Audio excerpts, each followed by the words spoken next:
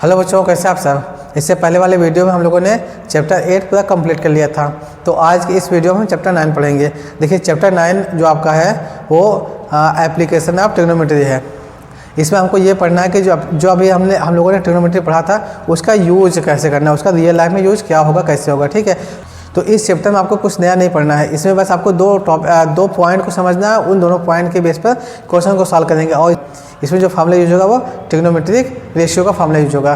ठीक है, तो इससे पहले भी हमने बहुत सारा वीडियो बनाया हुआ है जो कि आपको चैप्टर 1 से लेकर चैप्टर 8 तक है। सभी को हमने अपने यूट्यूब चैनल में अलग से प्लेलिस्ट बना करके अपलोड किया, आप लोग वहाँ से देख सकते हो। ठीक है, तो अगर आप लोग मेरे चैनल पर नए हो तो आप सबसे रिक्वेस्ट है कि आप लोग मेरे चैनल को सब्सक्राइब करिए, वीडियो को लाइक करिए, अपने दोस्तों को भी शेयर करिए। तो चलिए स्टार्ट करते हैं चैप्टर नंबर 9। इस चैप्टर को हम आज पढ़ेंगे। देखिए इसमें आपको बस 2 पॉइंट समझना है, और जो पहला पॉइंट है इसमें वो है आपका angle of elevation. Angle of elevation, ठीक। सबसे पहले हम इसको समझते हैं। देखिए एंगल ऑफ एलिवेशन क्या होता है कि सपोज करिए आप किसी बिल्डिंग के सामने खड़े हुए हैं, तो आपके आंख पर जो बिल्डिंग के टॉप पर जो एंगल बनेगा उसे हम बोलेंगे एंगल ऑफ एलिवेशन। इसका मतलब ये हुआ कि अगर किसी भी ऑब्जेक्ट को देखने के लिए आपको अपना हेड ऊपर करना पड़ रहा है तो जो एंगल बनेगा उसे बोलेंगे एंगल ऑफ एलिवेशन बोलेंगे। लेकिन इसमें एक शर्त ये भी है कि जो आपका एंगल होगा वो कहाँ से होगा, अर्थ के हॉरिजॉन्टल से होता है। कहने का मतलब ये हुआ कि मान लीजिए कि आप यहाँ पर खड़े हुए हैं, ठीक है, ये आपका आई है, ये आपका आँख, ठीक है। तो अब आँख से आप ऊपर देख रहे हो, यहाँ पर कोई बिल्डिंग है, ये कोई बिल्डिंग है,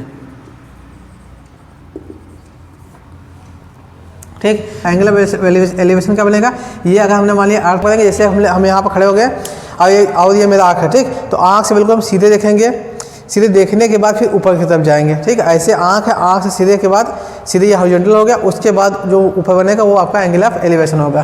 तो कहने का मतलब ये हुआ कि ये वाला जो पोर्शन है ये आपका एंगल ऑफ एलिवेशन होगा। ये ऊपर से यहाँ जाएंगे, इसे हम बोलते हैं एंगल ऑफ एलिवेशन, ठीक है।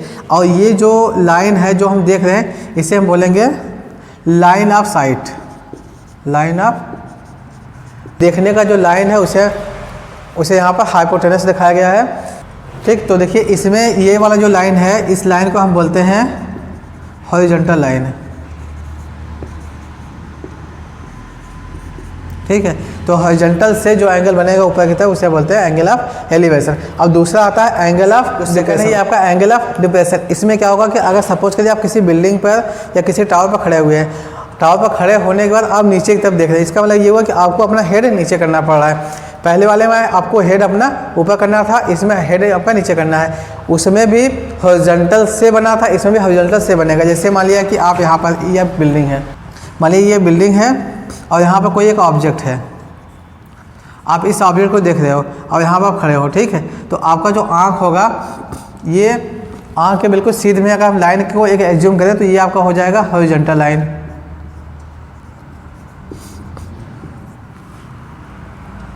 ठीक। तो अब यहाँ से जो ये एंगल बना है हॉरिजॉन्टल से, ध्यान देना है, उसमें भी हॉरिजॉन्टल से बना था, इसमें भी हॉरिजॉन्टल से बनेगा। तो ये वाला जो एंगल होगा इसे हम बोलते हैं angle of depression,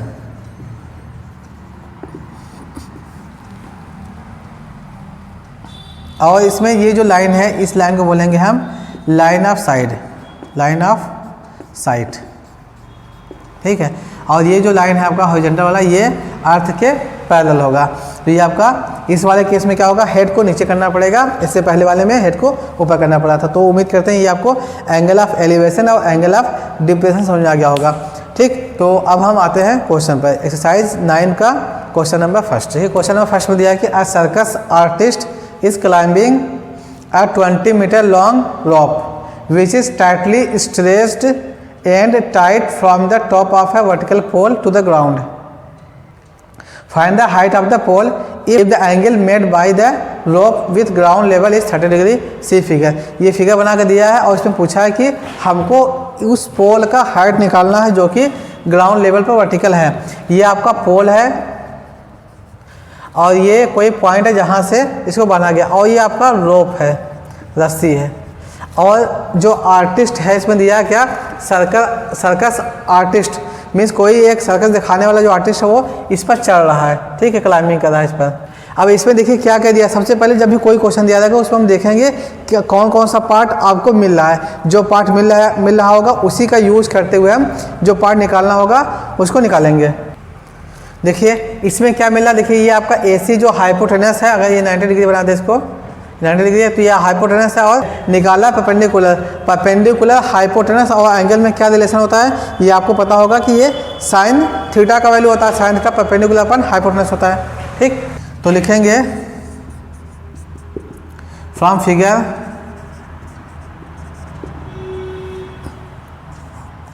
sign 30 equal to AB upon AC। अब साइन 30 का वैल्यू होता है 1/2। AB हमको नहीं पता, हमको AB निकालना है अपॉन, और जो AC है वो 20 मीटर है।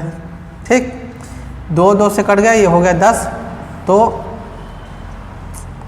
इधर हो जाएगा 1 equal to AB upon 10, cross multiply कर देंगे तो AB हो जाएगा आपका 10 मीटर, और यही आपका आंसर हो जाएगा। ठीक है, तो उम्मीद करता हूँ आपको पहला क्वेश्चन समझ आ गया होगा। अब हम सेकंड क्वेश्चन लेते हैं। हाँ देखिए क्वेश्चन नंबर सेकंड में दिया है कि a tree breaks due to the storm and broken part bends so that the top of the tree touches the ground making an angle 30 degree with it. कहने का मतलब ये हुआ कि इस क्वेश्चन में दिया है कि एक कोई आपका पेड़ है जो कि किसी स्टॉर्म की वजह से टूट जाता है, टूट कर ग्राउंड पर जाकर कहीं टच हो जाता है। ठीक, तो सबसे पहले क्या काम करेंगे, हम इसमें एक ट्री बना देंगे। ये आपका मान लिया ट्री है, ये एक्चुअल में जो पहले ट्री था वो है। देख स्टॉर्म की वजह से ये यहाँ से टूट गया है, यहाँ से टूटने के बाद ये आकर के जो ऊपर वाला पोर्शन है, ये वाला पोर्शन आकर यहाँ पर ग्राउंड को टच कर दिया। ग्राउंड को जो टच कर रहा है कितना एंगल बनाते हुए 30 डिग्री बनाते हुए ग्राउंड को यहाँ पर टच किया, ये क्वेश्चन बोला है। अब फिर आगे पढ़ते हैं। The distance between the foot of the tree, मतलब कहने का ये जो ट्री है इसका जो फुट है ये होता है फुट ऑफ द ट्री। यहाँ से कहाँ तक का डिस्टेंस है of the tree to the point where the top touches, जो ये ऊपर टॉप है ये यहाँ पर टच हुआ है। ठीक है, यहाँ तक का जो डिस्टेंस है वो बोला है 8 मीटर है, मतलब यहाँ से यहाँ तक का जो डिस्टेंस है वो 8 मीटर दिया हुआ क्वेश्चन में। अब फिर क्या बोला क्वेश्चन में, find the height of the tree, हमको इस ट्री का एक्चुअल हाइट फाइंड करना है। तो इसका मतलब क्या हुआ कि हमको ये वाला पोर्शन फाइंड करना है, और ये वाला जो पोर्शन है ये पूरा पोर्शन आकर के यहाँ पर टच हो गया है तो ये वाला निकालना है। अगर हम इसको A मान लेते हैं, इसको B मान ले, इसको C मान ले, इसको D मान ले, तो जो एक्चुअल हाइट होगा ट्री का आपका हो जाएगा BD। BD में क्या क्या होगा, BC प्लस AC होगा, हमको ये निकालना है। ये क्या आएगा ये निकालना है हमको।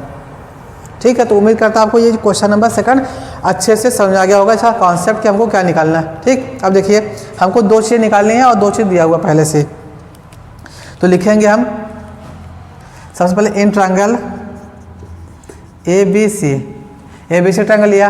अब tan अगर 30 ले, tan 30 इसलिए ले रहे हैं क्योंकि देखिए बेस दिया हुआ हमको परपेंडिकुलर निकालना, एंगल भी दिया हुआ है, तो tan 30 होता है आपका perpendicular upon base, means BC upon यहाँ पर हो जाएगा AB। और tan 30 का वैल्यू होता है 1/√3 इक्वल टू BC हमको नहीं पता, BC तो निकालना ही है, BC अपॉन AC दिया 8, तो यहाँ से BC हो जाएगा 8/√3। इसमें हमने यहाँ पर इसका मल्टीप्लाई कर दिया। ठीक है, तो हमको मिल गया BC इक्वल टू 8/√3, ये एक पार्ट मिल गया। अब देखिए हमको निकालना हाइपोटेनस और बेस दिया हुआ है। बेस, हाइपोटेनस और एंगल में जो रिलेशन होता है वो सभी को पता है, वो आपको पता है कि वो कॉस का होता है या सेक का होता है। हमको हाइपोटेनस निकालना, तो हम लिखेंगे cos 30। cos 30 का होता है base, base means AB upon hypotenuse AC, और cos 30 की वैल्यू होती है √3/2 इक्वल टू AB है आपका 8, AC नहीं पता, इसे निकालना हमको, तो यहाँ से AC हो जाएगा। AC इक्वल टू देखिए AC को उधर ट्रांसफर कर देंगे, बाकी सबको इसका मल्टीप्लाई कर देंगे, इसको उधर लेकर चले आएंगे, तो हो जाएगा ये 16/√3 हो जाएगा, AC हो गया। ठीक है, हमको AC और BC दोनों मिल गया। अब उसके बाद हाइट निकालना है, हाइट ऑफ ट्री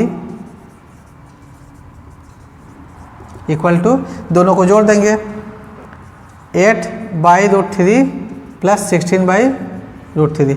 ठीक है, अब देखिए इसको अगर जोड़कर देखते हैं, BD इक्वल टू क्या है आपका 8/√3 है प्लस 16/√3, दोनों का एलसीएम लेंगे तो √3 मिल जाएगा हमको यहाँ पर, और 16 + 8 24 हो जाएगा। अगर इसमें हम इसका रेशनलाइज कर दे √3 से नीचे ऊपर मल्टीप्लाई कर दे तो हो जाएगा 24√3/3 काट देंगे का 3 3 8 24, तो ये हो जाएगा 8√3 मीटर। ये आपका BD हो गया, मीन्स हाइट ऑफ ट्री हो गया। तो उम्मीद करते हैं ये आपको क्वेश्चन नंबर सेकंड में बहुत ही अच्छे समझ आ गया होगा। अब हम क्वेश्चन नंबर थर्ड लेते हैं। हाँ देखिए, क्वेश्चन नंबर थर्ड में दिया है कि a contractor plans to install 2 slides for the children to play in a park. किसी पार्क में बच्चों के खेलने के लिए कोई कॉन्ट्रैक्टर है, उन्होंने प्लानिंग किया 2 स्लाइड लगाने के लिए, ठीक। For the children below 5 years she prefer to have a slide whose top is at 1.5 metre. उसके बाद उन्होंने ये प्लानिंग किया कि जो बच्चे 5 साल के कम एज के हैं उनके लिए जो स्लाइड बनेगा उसके जो टॉप होगा वो 1.5 मीटर का होगा, ठीक है। अब इसके बाद फिर क्या बोला, and is inclined at an angle of 30 degree, और जो एंगल बनेगा ग्राउंड से वो 30 डिग्री बनेगा, ठीक। ये हो गया। उसके बाद फिर क्या बोला है, whereas for elder children she wants to have a steep slide at a height of 3 metre. अब फिर क्या हुआ, जो 5 साल से बड़े बच्चे हैं उनके लिए जो स्लाइड बनेगा उसका जो टॉप होगा वो 3 मीटर होगा। And inclined at the angle of 60 degree, और जो एंगल होगा वो 60 डिग्री का होगा टू द ग्राउंड लेवल से। फिर क्या बोला, what should be the height of the slide in each case. दोनों केस में जो स्लाइड है वो उसकी हाइट कितनी होगी, स्लाइड की लंबाई कितनी होगी, ये बोला है, ठीक है। देखिए क्वेश्चन के अकॉर्डिंग हमने माना कि एक पहले ये हो गया, पहले ये आपका ग्राउंड हो गया, ये ग्राउंड लेवल हो गया। इसमें 2 टाइप का इनको स्लाइड लगाना है। मान लिया कि ये आपका इधर है और दूसरा इधर छोटे बच्चों के लिए है, ठीक है। एक में ही 2 स्लाइड हमको लगाना है। जो बड़े बच्चे होंगे उसके लिए जो हाइट होगा वो टॉप जो होगा ग्राउंड से कितना होगा, ये 3 मीटर का हो जाएगा, और छोटे बच्चे के लिए जो होगा वो आपका 1.5 मीटर का हो जाएगा।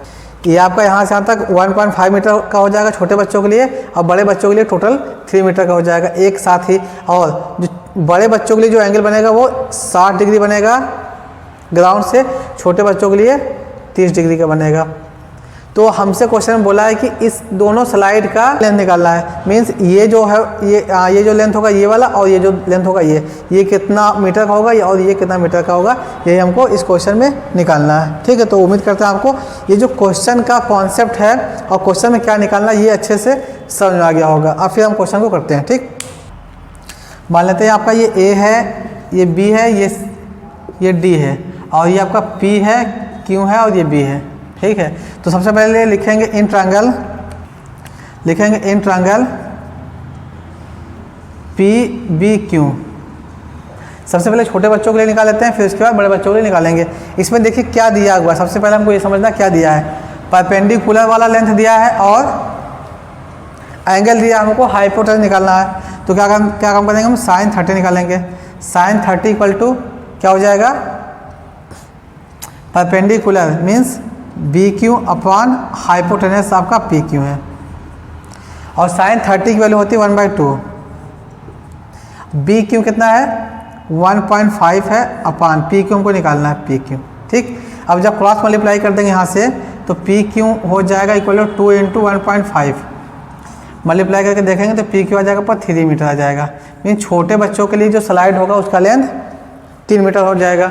अब बड़े बच्चों के लिए निकालते हैं। देखिए लिखेंगे फिर in triangle A B D, triangle A B D में फिर इसमें भी वही करना है, sin 60 इक्वल टू sin 60 इसलिए लिया गया क्योंकि हमको परपेंडिकुलर दिया है और हाइपोटेनस निकालना है। अगर बेस दिया रहता तो हम कॉस लेते हैं, ठीक है। अगर बेस दिया रहे या परपेंडिकुलर दिया रहे और एक निकालना हो तो उसके लिए हम tan लेते हैं, ठीक। यहाँ देखिए sin 60 डिग्री क्या हो जाएगा आपका B D upon A D, और sin 60 का वाला होता है √3/2 इक्वल टू बी डी आपका है 3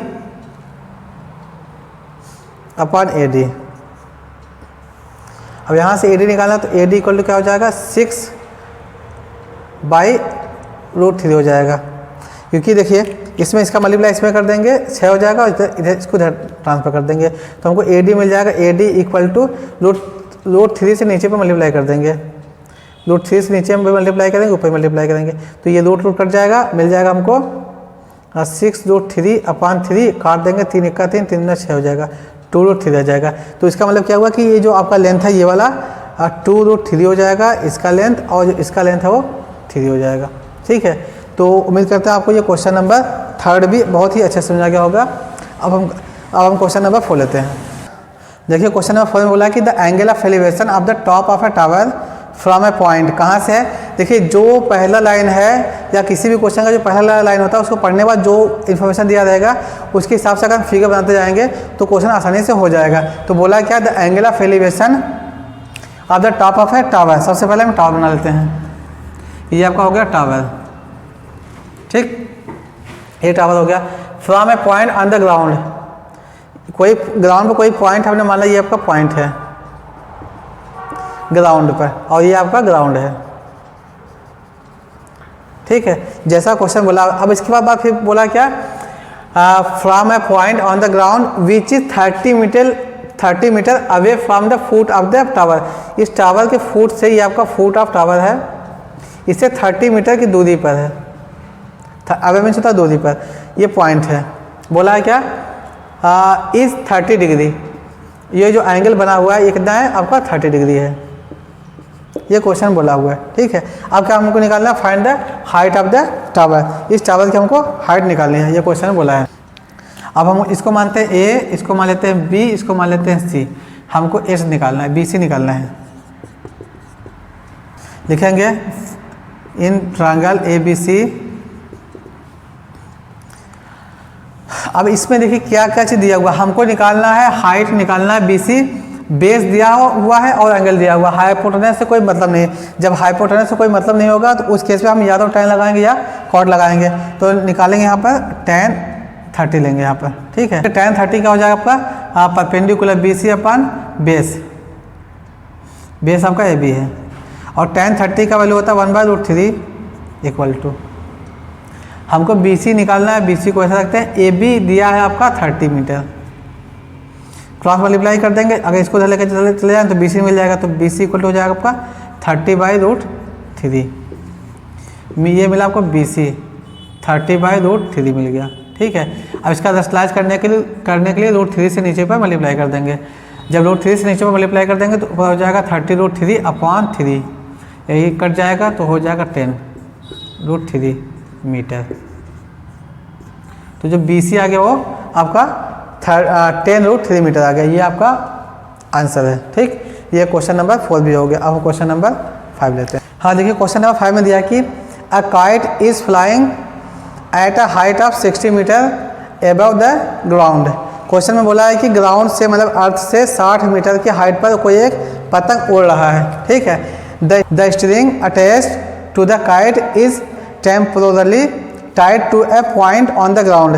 ठीक, क्वेश्चन में बोला है कि जो स्ट्रिंग है काइट का वो किसी टेम्परेरी पॉइंट पर ग्राउंड से अटैच है। ठीक, तो जहाँ तक हमने पढ़ा इसका सबसे पहले हम फिगर बना लेते हैं। देखिए क्वेश्चन में क्या बोला है, देखिए कि कोई एक काइट है, ये हमने मान लिया यहाँ पर काइट है कोई, ये आपका कोई काइट है जो कि ग्राउंड से 60 मीटर की ऊंचाई पर उड़ रहा है और ये इसका स्ट्रिंग है, ये कोई पॉइंट है ग्राउंड पर। ठीक है, इस पॉइंट से अटैच, पॉइंट यहाँ से अटैच कर दिया गया। अब क्वेश्चन क्या बोला, the inclination of the string with the ground is 60 degree. कहने का मतलब कि ये जो एंगल है ये आपका 60 डिग्री है। बोला है find the length of the string, इसका हमको लेंथ निकालना है। अगर हमने माना इसको ABC मान लिया तो हमको AC निकालना है कितना होगा। और फिर क्या बोला, assuming that there is no slack in the string. कहने का मतलब कि ये जो जब भी हम पतंग उड़ाते हैं तो हल्का सा बीच में झुकाव टाइप का हो जाता है, इसे बोलते हैं स्लैग बोलते हैं। तो ये स्लैग क्या नहीं है, बिल्कुल इधर ये स्ट्रिंग है। अगर हल्का सा झुक जाता है तो उस केस में क्या होगा, स्ट्रिंग थोड़ा ज़्यादा हो जाएगा। तो बोला है कि कोई स्लैग नहीं है, इसको मानते हुए हमको स्ट्रिंग की लेंथ निकालनी है। तो उम्मीद करते हैं आपको ये क्वेश्चन समझ आ गया होगा कि क्वेश्चन में एक्चुअली में है क्या। ठीक, अब हम इसको सॉल्व करते हैं। फ्रॉम फिगर अब देखिए क्वेश्चन में क्या दिया, परपेंडिकुलर है और एंगल है, हमको निकालना हाइपोटेनस। जब भी हाइपोटेनस की बात आती है, परपेंडिकुलर हो चाहे बेस हो, तो साइन या कॉस को इस्तेमाल करते हैं। तो यहाँ पे क्या हो जाएगा, साइन 60 डिग्री हो जाएगा। Sine 60 equal to perpendicular means BC upon AC, और साइन 60 का वैल्यू होता है √3/2 इक्वल टू BC आपका 60 डिग्री पहले से दे रखा है अपॉन AC, हमको ये AC ही निकालना है। ठीक, अब देखिए यहाँ से क्रॉस मल्टीप्लाई अगर हम कर देते हैं, AC को उधर लेकर चले जाए, बाकी इसको उधर लेकर आएंगे, इसको उधर लेकर आएंगे, तो उस केस में हो जाएगा AC इक्वल टू 120 अपॉन √3। अब इसमें हम रेशनलाइज करने के लिए √3 से नीचे पे मल्टीप्लाई कर देंगे, तो AC आपका हो जाएगा 120 इंटू √3 अपॉन 3। इसको काटेंगे, 3 एका 3, 3 चौक 12, 40। That means AC equal to 40√3 metre. It means answer will be 40√3। तो ये जो आपका स्ट्रिंग है, इसकी जो लंबाई हो जाएगी, लेंथ हो जाएगी, वो 40√3 हो जाएगा। तो उम्मीद करता है आपको ये क्वेश्चन नंबर 5 भी समझ आ गया होगा। अब हम क्वेश्चन नंबर 6 लेते हैं। हाँ देखिए, क्वेश्चन नंबर 6 में दिया है कि a 1.5 metre tall boy is standing at some distance from a 30 metre tall building. देखिए क्वेश्चन में बोला कि कोई लड़का है जिसका हाइट 1.5 मीटर है, वो 30 मीटर बिल्डिंग के सामने खड़ा है। तो जितना इन्फॉर्मेशन हमको मिल गया उसके अकॉर्डिंग हम फिगर बनाते हैं पहले। ठीक, देखिए ये आपका 30 मीटर बिल्डिंग हो गया। अब इसके सामने कोई एक लड़का खड़ा है, इसकी हाइट है 1.5 मीटर, कि the angle of elevation from his eye to the top of the building increases from 30 to 60 as he walks toward the building. अब क्वेश्चन बोला है कि इसके आंख का जो एंगल ऑफ एलिवेशन है, यहाँ से जो आपका एंगल ऑफ एलिवेशन है 1.5 मीटर टॉल लड़का है, तो लड़के के हाइट को भी लिया जाएगा। ठीक है, अब इसके बाद यहाँ पर पहले इसका जो एंगल ऑफ एलिवेशन था वो 30 डिग्री था। अब फिर जैसे ये जो लड़का है आगे बढ़ रहा है, बिल्डिंग के साइड में जा रहा है टुवर्ड्स द बिल्डिंग, तो उसका जो एंगल ऑफ एलिवेशन वो 60 डिग्री हो जाता है। अब देखिए अगर यहाँ पर ये 30 डिग्री है, तो अगर पास में आ गया, मान लीजिए यहाँ आ रहा, पास में आ रहा, तो ये जो एंगल है जाहिर सी बात देखिए देखने में भी लग रहा है कि ये बढ़ जाएगा, 60 डिग्री हो जाएगा। और ये जो लाइन है आपका रेड वाला, ये ब्लू वाला, ये दोनों एक दूसरे के पैरेलल है, मीन्स हॉरिजॉन्टल लाइन से। अब क्वेश्चन में बोला है कि find the distance he walk toward the building. ये जो डिस्टेंस है यहाँ से लेकर यहाँ तक का, यही हमको निकालना है। ठीक, BCD सब मान लेते हैं, इसको मानते A है, B है, C, ये D है, इसको मान लेते हैं P, इसको मान लेते हैं Q। ठीक, ये बन गया। जो भी पॉइंट मिला था हमने यहाँ पर सब पॉइंट को बना दिया। अब देखिए ये जो आपका बिल्डिंग है, इसकी हाइट है 30 मीटर, और जो लड़का उसका हाइट कितना है 1.5 मीटर है। ठीक, जितना ये हाइट होगा 1.5 मीटर लड़का, उतना हाइट ये भी होगा 1.5 मीटर। अब अगर हम यहाँ की बात करते हैं, उसकी जब भी देखेगा अपने आँख से देखेगा, तो जाहिर सी बात है कि ये जो हाइट है ये क्या होगा, कम हो जाएगा। तो 30 में से अगर हम घटा देते हैं, 30 माइनस 1.5 कर दें, तो ये हमको मिल जाएगा 28.5 मीटर मिल जाएगा ये। तो ये जो हाइट है आपका BC हो जाएगा 28.5 मीटर हो जाएगा। अब उसके बाद उतना लेने के बाद हम क्वेश्चन को सॉल्व करेंगे। लिखेंगे as height of boy equal to 1.5 metre है, एंड हाइट ऑफ बिल्डिंग की हाइट कितनी है 30 मीटर है। ठीक है, एंड जो एंगल बनेगा, angle of elevation, angle of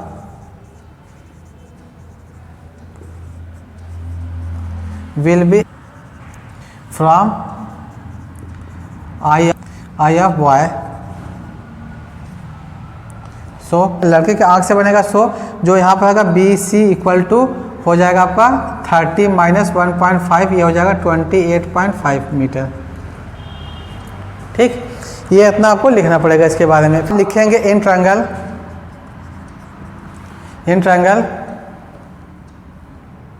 A B C. सबसे पहले हम छोटा वाला जो ट्रायंगल एंगल है उसको लेते हैं। tan 30 इक्वल टू tan 30 का हो जाएगा आपका height means B C upon इधर ए बी। tan 30 का वाला होता है 1/√3 इक्वल टू बी सी आपका 28.5 अपॉन ए बी हमको नहीं पता, ए बी को ऐसे रखते हैं। ठीक, तो देखिए यहाँ से ए बी हम निकालेंगे तो हमको क्या मिल जाएगा, A B equal to multiply कर देंगे 28.5√3 ए बी हो गया। देखिए ए से लेकर बी तक, और ए बी में क्या क्या शामिल है, A D plus D B शामिल है, इक्वल 28.5√3 ये शामिल है। ठीक है, इसको ध्यान में रखना अभी। अब नेक्स्ट क्या है, in triangle D B C. D B C वाला ट्रायंगल इसमें लेते हैं, तो इसमें होगा tan 60 degree equal to B C upon D B. tan 60 का वाला होता है √3 इक्वल टू बी सी, और बी सी कितना दिया आपका 28.5 डी बी। ठीक, अब यहाँ सबको निकालना है डी बी, तो डी बी निकालेंगे तो हो जाएगा आपका 28.5/√3 हो जाएगा। ठीक है, अब जब √3 ये हो गया यहाँ पर, तो इसको हम रेशनलाइज कर देंगे, √3 से नीचे पर मल्टीप्लाई कर देंगे, तो डी बी आ जाएगा 28.5√3/3। अब 3 से अगर इसको काटेंगे हम, 3 × 3, 3 × 27, 3 × 5 = 15, तो डी बी मिल जाएगा 9.5√3। ये मिल गया आपको डी बी। अब देखिए ए क्या है आपका, A D plus D B मिला 28.5√3, और जो डी बी है यहाँ से लेकर यहाँ तक का, ये मिला आपको 9.5√3 है। तो हमको निकालना है ए डी। अगर इसको इक्वेशन में फर्स्ट मान लें, शुरू से ही लिखेंगे, put this value in first. ठीक है, अब इस वैल्यू को अगर फर्स्ट में रखेंगे तो हमको क्या मिला, A D plus D B कितना आया है 9.5√3 इक्वल टू 28.5√3।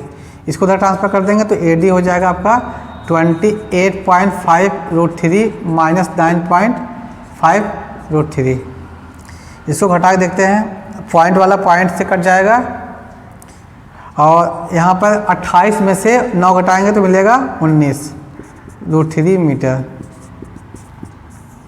तो AD जो है आपका कितना मिला, ये 19√3 मीटर मिल गया। इसका मतलब क्या हुआ, जो लड़का है वो A से लेकर D तक चला है, 19√3 मीटर वो चला है बिल्डिंग के साइड में। ठीक, तो उम्मीद करते हैं ये भी आपको समझ आ गया होगा। इसका एक एक पॉइंट को हमने समझाते हुए अच्छे से किया है। हाँ, तो आज इस वीडियो में पसंद आए, मिलते हैं नेक्स्ट वीडियो में। इसके बाद जो बचा हुआ क्वेश्चन है, क्वेश्चन नंबर 7 से लेकर के क्वेश्चन नंबर जितना भी हो सकता है उसको करेंगे हम। फिर उसके बाद जो बचा हुआ क्वेश्चन रहेगा वो थर्ड वीडियो में करेंगे। तब तक के लिए बाय बाय, टेक केयर।